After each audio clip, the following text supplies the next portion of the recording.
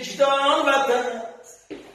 تشنه را کاسه آب دمی مرگ گشنه را یک لبکی نان وطن است آخرین نوری چراغی هستی در دل و یاد غریبان وطن است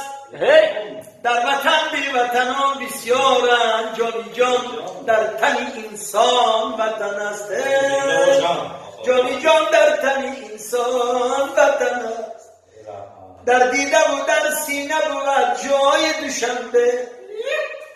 کوشند به این دلبری همتای دوشنبه از شوله تاجی سری اسماعیلی سامان چون روز درخشان همه شبهای دوشنبه هر کوچه